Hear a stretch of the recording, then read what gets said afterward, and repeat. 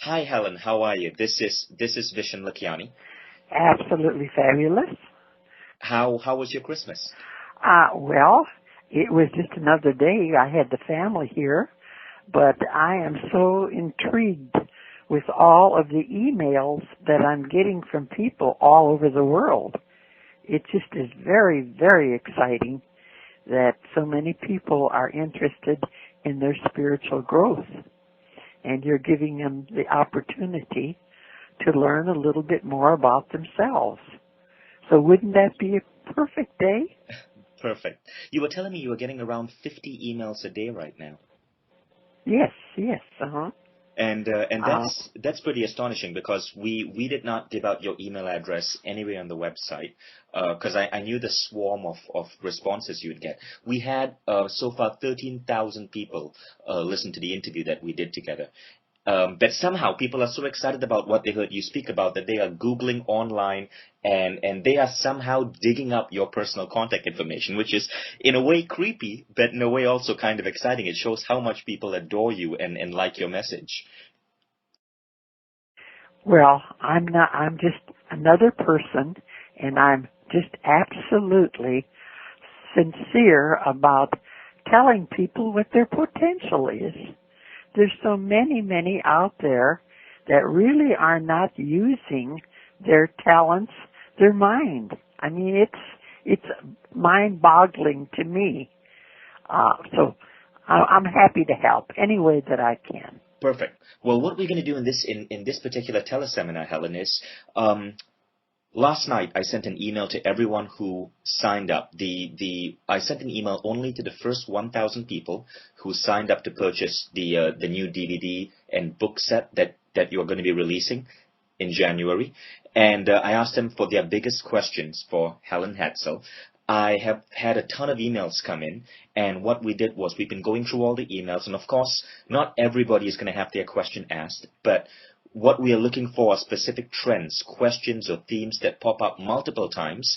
We have compiled these trends, and what we want to do for the next 1 to 2 hours, we're probably going to have to split this into two separate teleseminars because there's a ton of questions. But what we're going to do is ask you the biggest, most common questions that people are having since watching you in the DVD and reading your book. So are you all set to get going? We'll do the best we can. Okay, so this is going to be a free flow. There's not going to be any specific direction. I'm simply going to go with the most common question. So let's start with what is perhaps the most frequently requested piece of information from you, and that's basically this. So far I've seen this question just come in from Judy, from Bob, from Paulina. I'm not going to give people's last names to protect your privacy, but here's the question. The question is, we love the SPEC system. What we'd like to know is, how long do I have to stay focused on a particular goal in order to see the outcome, in order to see it manifest itself? How many times a day? How many affirmations? How long? Weeks, months? How long do I have to stay focused on the outcome that I desire? It varies. When you're really and truly wanting something, how important is it to you? You should be thinking about it. You can write it down. It comes to mind, or you can deliberately sit and focus on it. 5 minutes, 10 minutes, your thoughts on that thing, you're sending energy to it. This is very, very important. So how long will it take? It depends. It depends how much energy it needs. Don't ever, ever admit failure. There can be a delay in results, kids. But everything that I have ever set out to do, I can truthfully say it has manifested. Yes, I think that does answer the question, Helen. I do have a follow-up question. This comes from Angie, and it relates to the first question. Now, Angie's issue is, how do you stay focused on your intentions? How do I stay positive and not let negative ideas or influences come in to distract me? You see, I start off with an intention, and then I get distracted, and then I realize a week or two later that I'm no longer working on this intention. and I have to start all over again, and it's really frustrating, and I end up quitting. So how do you stay focused and positive? Well, of course, I've done this for such a long period. It's just easy for me to do it. But as a beginner, if you have this frustration, etc., why don't you just write it down? Why don't you just keep it on a piece of paper or in a book, something that you can look at all the time? In the car, you're in the car most of the time. Just pin it to the dashboard. Pin it on the refrigerator. In the bathroom, on the mirror. There are so many, many ways. Then your mind will get back on it. I can truthfully say that we are influenced with people around us, what they are thinking.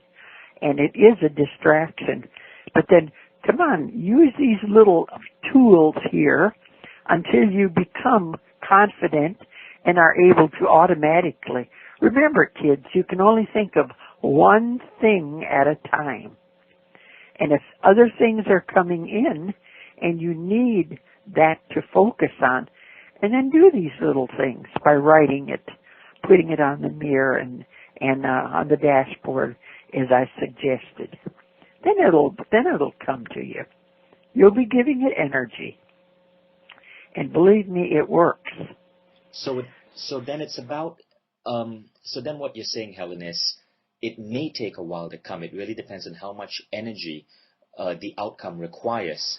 And it's really a question of simply staying focused and to keep pouring energy into this thought, this desire. Yes. Am I right? Yes. Now, specifically in your case, what have you found to be specific tools or methods or systems that have worked for you, that have allowed you to stay focused, no matter how long it took, that have allowed you to stay focused on the outcome you were seeking? I think if there'd be one answer to that, it would be how really, really much do you desire something? When you desire something, and then you're going to make it work because you're thinking about it. And, as I said earlier, the power of positive thinking, when Vincent Peale, when I read that book, and I was so impressed. And I'm the kind of a person that's got to prove things to myself. And that's when I started. It was a flippant way, like my husband wants a motor, a motor for his boat. Okay, how often did I think about that? All the time. I wanted him to have that boat motor. And yes, I gave it thought. And it was humorous because I kept saying, I wonder how long it's going to take him to let us know we won. And it took, I think, 2 or 3 weeks until the contest was over with. And then when they called him, I just assumed, okay, now what else do we want? It was flippant. It was a desire that was important to me, because maybe I wanted to prove that Vincent Peale had something going. And evidently he did by suggesting this and then taking a hold of it. I call it hook, line, and sinker. And that's what you do. And you take a hold of it and you think about it constantly until it manifests. So that's what I did. Oh yes, I had to do other things, mundane things, but that was the focus that kept me going. Just he needs that outboard motor. I've seen the outboard motor, and that was it. Because initially when it started, I sat in my chair and pretended like I was my husband, and I wrote the words that at that time we had to write 25 words or less. And so I wrote why he wanted it, and, he's a lone wolf fisherman and so forth. And from that point on, I I didn't even doubt kids. I didn't even doubt. I didn't discuss it with anybody except my husband, and we'd laugh about it. And I say, wonder how long it's going to take him. So I don't know. Every case worked different. And so there's not one answer. And I love that line you just used, hook, line, and thinker. Helen, have you noticed that, because I've heard other mind philosophers such as Jose Silva say this, but the first time you try to manifest something, it may take a while. But every time you have a success, it helps build up your belief system, and the next thing you try to manifest comes to you quicker and quicker and quicker and quicker. And pretty soon you find that you can manifest things extremely rapidly, no longer in weeks or months, but in a matter of days or even hours. Have you found that to be true in your experience? Definitely. And then I was called lucky, and then I was called a witch, and that's when I coined the word not witchcraft, but wish, W-I-S-H, wishcraft. I'm good at that. What was the fastest thing you ever manifested? I think the night that we went to the dance, it was right around Christmas time, and I was just told I won the house. And my husband and I went to the dance, and we walked in there, and this big boom box on the table, and Christmas cake and stuff as the door prizes at the end of the night. And when I registered to put my name in this fish bowl, I said, I want that boom box for my daughter for Christmas. And she laughed, and as people came in, she said, the Hadsells are here, and Mrs. Hadsell already won the boom box. And so what was so interesting is all night long we were dancing, and people would stop and say, oh, she's lucky she won a house, etc. And now she already has the boom box. Or why should I register? She's already won. And what they were doing, they were giving me energy. And they were not even aware of it. And so at the end of the night, when they drew the name, and my husband's boss said, I want nothing to do with this. And he handed the bowl over to somebody else, and this woman comes up, and she says, well, they're not going to get it. It was sort of like a joke.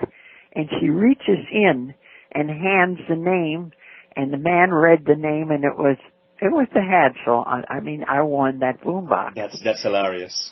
So when you walked in, you had not actually won the boombox. You had simply declared that you were going to win. And other people, because they knew you had just won the house, they thought you were some kind of witch, you had some sort of lucky spell. They, too, assumed you were going to win the boombox. This added more energy to you winning, right. And your name ended up being drawn. That is a beautiful story. So I have a question here from Kathy.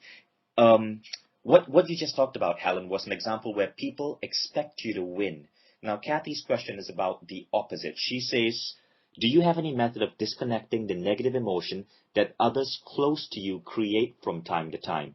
Sometimes people, your kids or your spouse, put you off course because they expect you to fail.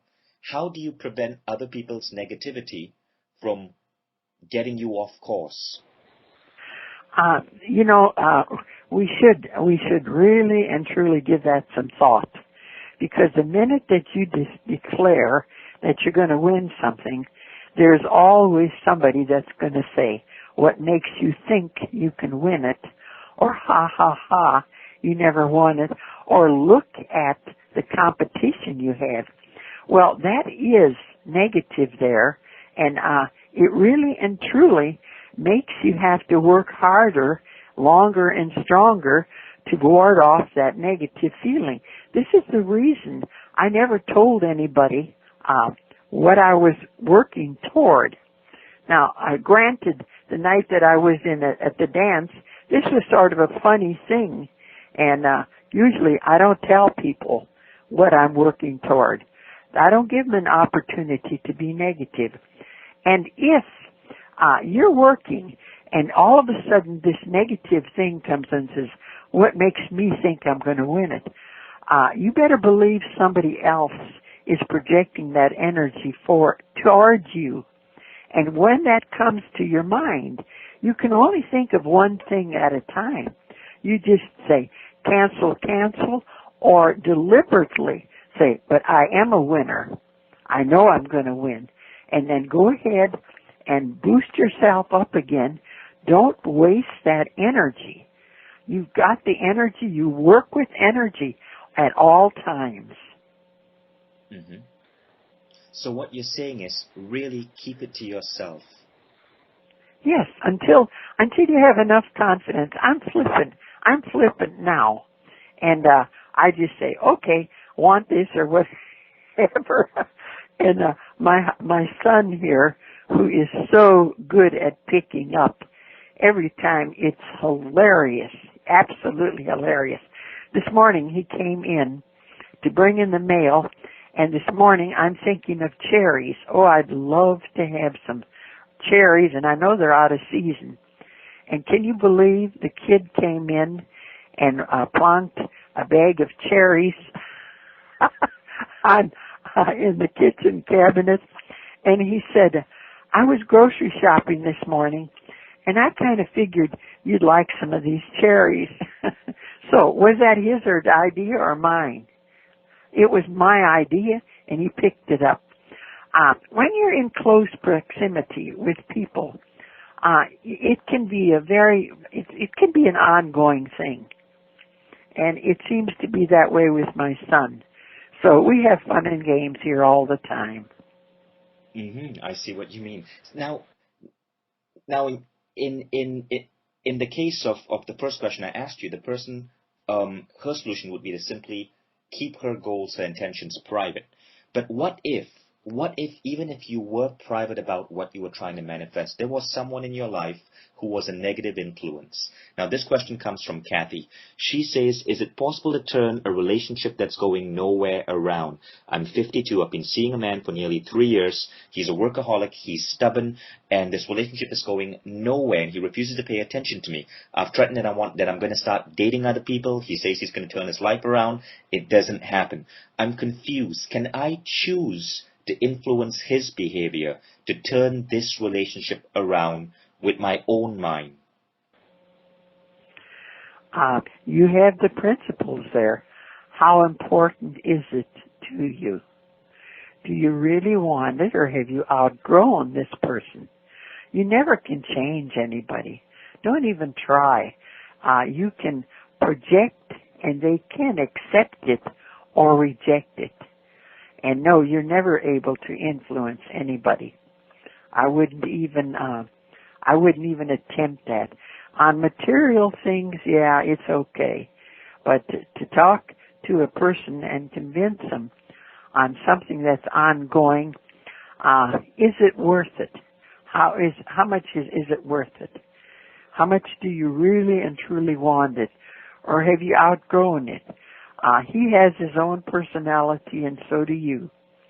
And even if you are married, there's going to be things that are going to be coming up constantly. You're not compatible in all areas. Those are just storybooks. Real life, let's face it, life happens one darn thing right after another. And how you pursue it or how you look at it, that's entirely up to you. And Kathy goes on to write, this is the second part of a question. She wrote a fairly long email. I'm confused as to what I should be selecting. Should I be selecting that our relationship has turned around and that we are both sharing many wonderful and awesome moments together and that our relationship has moved to a higher ground? Or should I be selecting that I'm attracting someone else who can give me what I want? My greatest wish is for this relationship that I've had for the last 3 years to grow and blossom. But what do I do?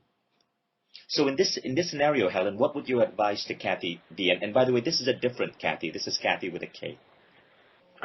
Well, when someone comes up and in my counseling capacity and asks what I want this particular man and what can I do to get him, etc., and so forth, there is a set there is a set, what I would say, petition to this. I would recommend you say, I would like the perfect man with like interests to gravitate to me. And that's all I would say. If you're going to be specific, He's got to have long hair and drive a Cadillac or whatever. This will manifest down the road how important it is to you. I would be comfortable getting the perfect mate with like interests. And of course, that's just me, because I happen to have the perfect mate for 60 years. And yes, we worked at it. Sure, there's always little areas that need to be addressed. But it's been a fun life. So what you're wanting is the perfect mate with like interests. Now, if it's the guy that you're currently seeing, or there might be somebody else out there that will fill your needs, you have to ask, what is it that you want? You want this guy, or do you want the perfect guy with like interests? I can't give you an answer on that one. I think you just gave a perfect answer. Now, in Kathy's situation, are you trying to say that if she used the style of positive statement that you just said, I want the perfect man with light interests, does this mean that either she would manifest a new person, or that her current boyfriend would change in terms of his behavior towards her? That's what makes life so exciting. If he is the perfect mate with like interests, and then she already has that, or it might be another person, but this is what she wants now, and how important is it to her? If it's that important, then I would continually project for it. Perfect. And this brings us to our next question. It's on life purpose versus what you want. This question comes from Francisco. And what Francisco says is he's having a little bit of difficulty understanding how SPEC relates to this particular philosophy. The philosophy is this. Philosophy is the idea that if you set a goal and that goal is not aligned with your higher self, no matter what you do, no matter how powerfully you use the SPEC formula, it will not happen because you're not meant to get it. Because at a deeper soul level, there's something else that you're meant to do. For example, if a person wants to be a professional football player and he's really meant to be a spiritual teacher, then his higher self will not allow his dreams of being a football player to manifest. So Francisco wants to know, what are your views on this philosophy? Do you agree with him? Do you agree with the idea that you cannot manifest anything? It has to be something that is in tune with your higher self. Oh, that's such a good question, and I'm so glad he asked that. This is the reason when I deal with people or talk to people and so forth, I always ask them their birth dates. And when you figure out your birth date, at the end, month, day, year, then you have what I call your mission this lifetime. And I have found that to be so credible, because what is your mission? You say you want to be a football player, or you want to do this or that. But maybe your mission is to be an actor, or maybe to be an artist, or to be a pioneer, to go where no man's gone before. When you find out your mission, you are going to, it's just so exciting. You're going to gravitate toward what you came into this lifetime to do. And it's going to be very satisfying. This doesn't mean that you can't be a football player. You can go ahead and do it. But to really and truly be comfortable and just, I would say, blissful, is when you're doing what you're supposed to be doing, when you know what your mission this lifetime is. So that would be my answer. My lifetime is to be an adventurer, okay? And that's what it's been. Some are meant to be a writer. And when you write, there's such a feeling of, I finally found my place in the sun, in the fun, and you take it from there. So what you're saying, Helen, is you can manifest anything you want. It's just that if you choose something that is aligned with your mission, it tends to be more of a downhill journey rather than an uphill journey. That's right. That's right. Got You it. can still manifest it, but your mission is the one that's going to be rewarding, gratifying, and satisfying. Got it. Okay. And let's go on to the Okay. next question. And this is from Richard. Helen, he says, I have read that emotion plays a large part of manifesting. How do you cater your emotions? How do you use them to facilitate the manifesting process? And can you give examples of this? Emotion, gosh, I always say, I want it so bad I can taste it. That's an emotion. Yes, emotion can be very, very, what I call beneficial. There's an excitement there. There's a feeling of knowing, and there's just a feeling of laughter when you get it. Emotion does. It's more abundant energy is what it is. And so if you can do things emotionally, it manifests more faster. Right. What you're talking about when you say emotions, I take it, is feelings of joy, happiness, positive expectancy. Is Yes, that what you mean? Yes, And I also, emotion can be hate, fear, envy, jealousy, pain. These are all emotions. And one segment in my book, I want to clarify here. I said when we have a physical discomfort, which is called pain, there's where you're going to get some feedback, kids. When you have this pain and you concentrate on the pain, it comes in surges of almost can knock you out. You're giving pain more energy by concentrating on it. When you change that pain to healing, the same pulsation is there, but it's completely different. It feels like surges, and all of that intense pain is gone. And you've got surges and surges of healing. I recommend this, in childbirth, when you're having tooth challenges because the mouth seems to be so sensitive there. Or when you hurt yourself. And immediately rub it and say, healing, healing, healing, healing. And all of that throbbing of hurt energy dissipates because you've changed the energy now into healing. Does that cover that? Mm-hmm. Yes. Okay. Now, Richard goes on to ask,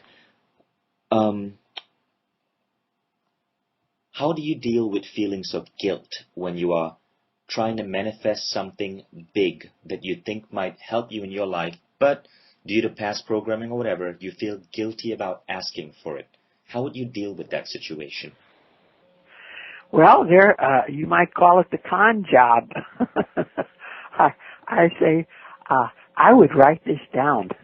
I would say, in the past, I had the idea that I was not worthy of something.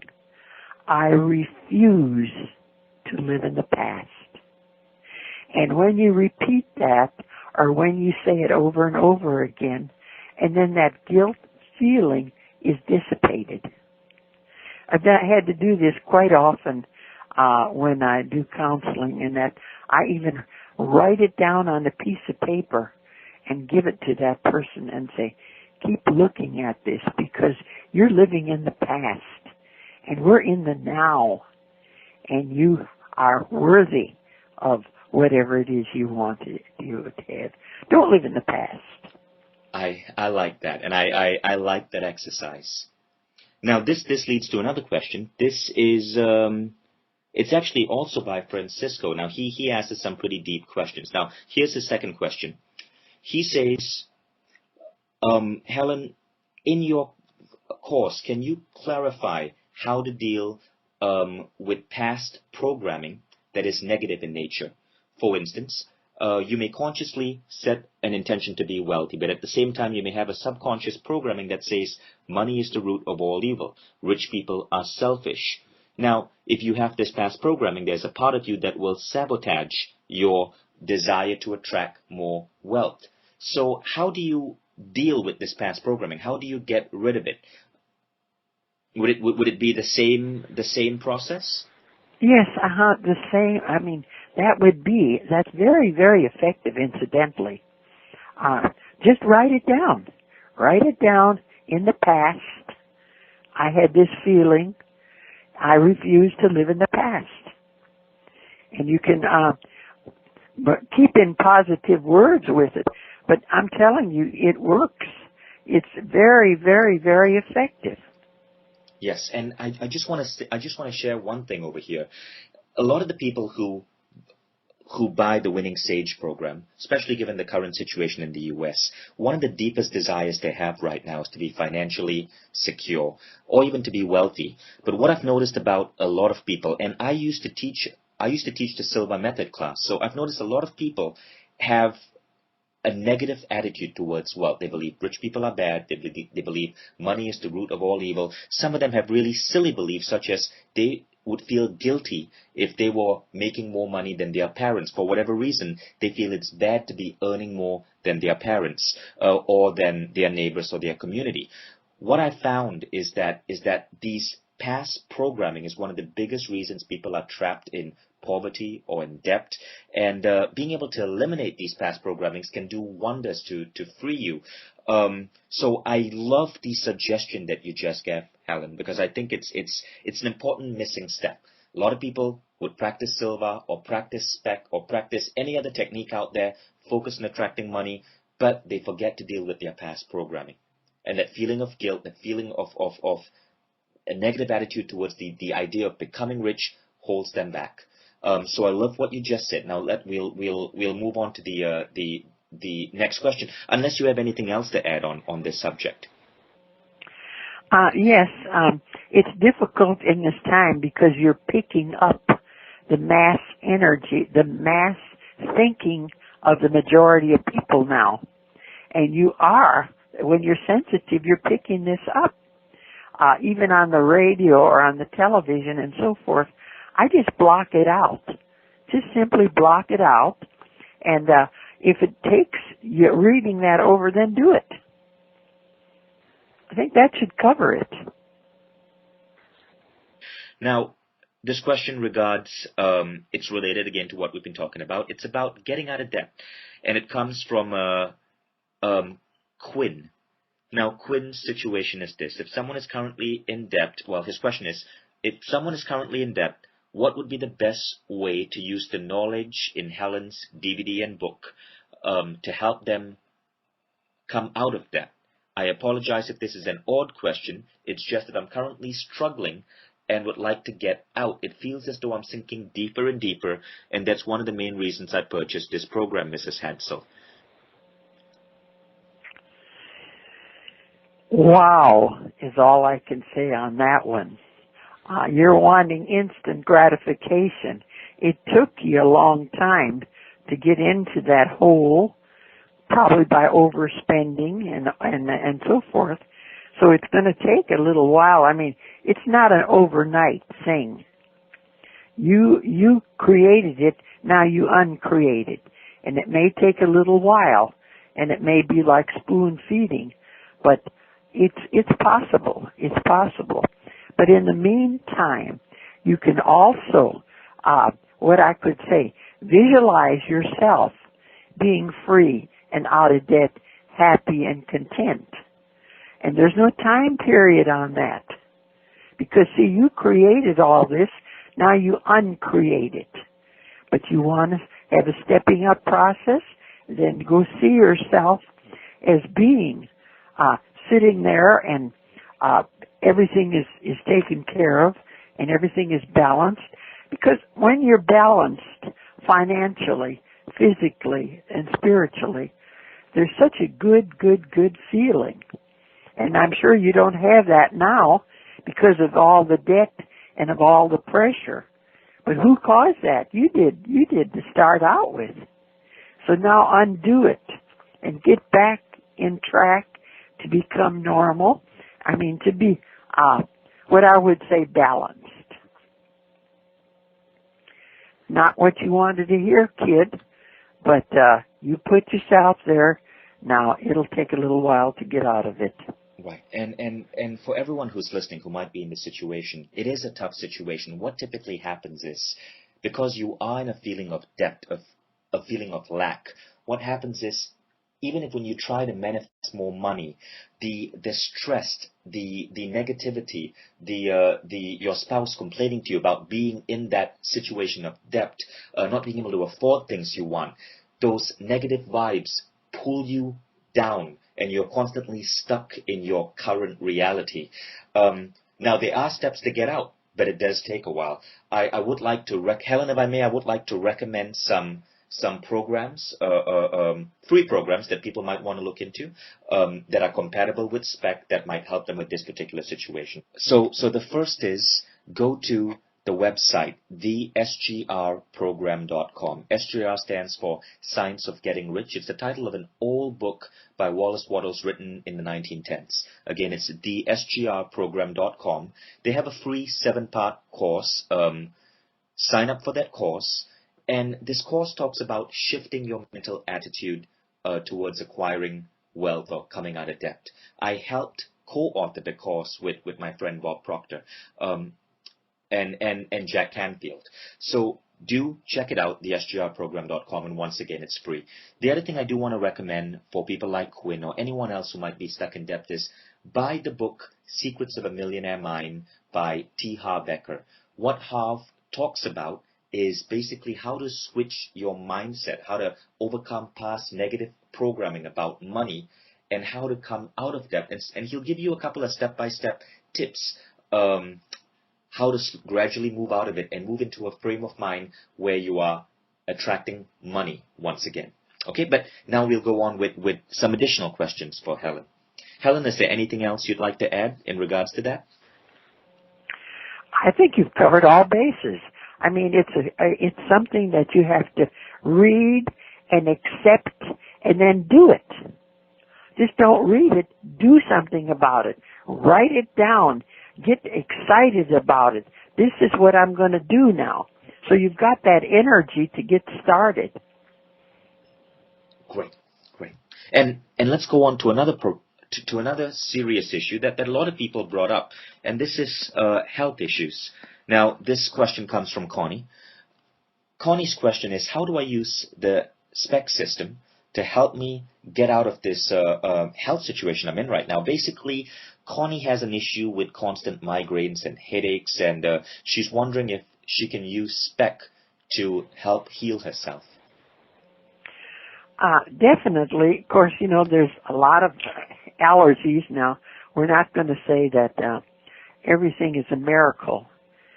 We are in a place here where there's allergies, and you're allergic to this and allergic to that, and there's medication that's necessary.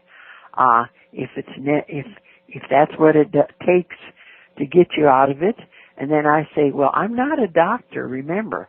I'm just doing what I feel I myself do. I can share what I do, but that doesn't mean I'm a doctor. When I get a headache, I sit there, and all I do is put my 2 fingers, my thumb and my forefinger, right between my nose, and while I'm sitting there and rocking, I'll just say, it's gone, gone, gone, gone. And that's it. I don't take aspirin. I just don't take medication. But that's me. And as I say, every one of you is different. Every one of you has your ideas of what will heal you. This is my idea. This is my way of healing my headache. It works for me. Now, you take it if you want to, or do whatever you want to with it. So that's my answer. Wonderful. Thanks for sharing, Helen. Now, with that, we'll wrap up part 1 of this teleseminar, and we will be having several follow-up teleseminars. And for all of you listening in, Thank you for listening. Part one will be available as soon as we get this edited and up on the website. And very soon we'll be launching part two as well. Thank you.